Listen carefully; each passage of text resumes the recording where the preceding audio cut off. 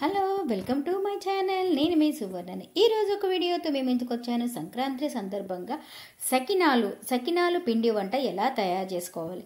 చేతితో తయారు చేయటం రాని వాళ్ళు మనము ఒక ఎలక్ట్రానిక్ మిషన్ లాగా మన చేతితో ఒత్తే గిద్దెల్లో పెట్టి మనం సకినాలు తయారు చేసుకోవచ్చు. దీంట్లో కావాల్సింది నువ్వులు, వాము, ఉప్పు, కారం వేసి చల్లని నీళ్ళతోని కొంచెం నూనె వేసి కలుపుకొని ఇట్లా గిద్దెల్లో పెట్టుకోవాలి. ఇక ఈ విధంగా మనకి ఎంత సైజు కావాలో సకినాలు అంత సైజులోని మనం సకినాలని చుట్టి ప్లేట్లో పెట్టుకోవాలి. బతుకమ్మలాగా గొబ్బమ్మలాగా ప్లేట్ల మీద పేర్చుకోవడం అట్లా అందంగా ఇట్లాగా ఒక్కొక్కటి తీసి అందులో వేసుకోవాలి.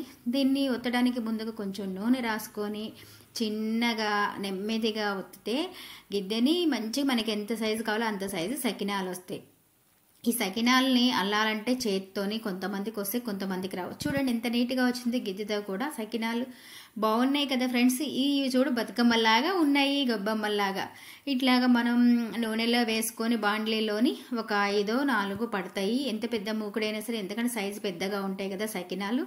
ఇట్లా ఒత్తుతున్నప్పుడు 5 ప్లేట్లలో పెట్టుకొని చూడండి. మనం తయారైపోయినాక సకినాలు చూడండి మంచిగా నువ్వులు కనిపిస్తున్నాయి, తింటుంటే వామ్ టేస్ట్ కనిపిస్తుంది, ఉప్పు కారం మంచిగా ఉన్నాయి. ఎంత బాగున్నాయో చూడండి ఫ్రెండ్స్. నా వీడియో కనుక నచ్చినట్టయితే సబ్స్క్రైబ్ చేయండి, లైక్ చేయండి, కామెంట్ బాక్స్లో గుడ్ కామెంట్ పెట్టండి.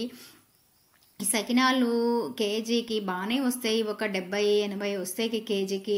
మనం చుట్టుకునే విధానంలోని ఎంత సైజు అన్నది అంత సైజుని బట్టి అన్ని వస్తాయి. ఇలా తీసుకునేటప్పుడు మాత్రం జాలీలో వేసుకొని వడకట్టుకుంటే, ఇది చూడండి ఇది ఒక చిన్న జాలీ అనమాట. ఇట్లా పట్టేసుకుంటే ఆ ఆయిల్ మొత్తం అందులోనే కారిపోతుంది. బౌన్లో వేసుకునే దానికంటే దీంట్లో వేసుకుంటే ఆయిల్ అందులోనే పడిపోతుంది.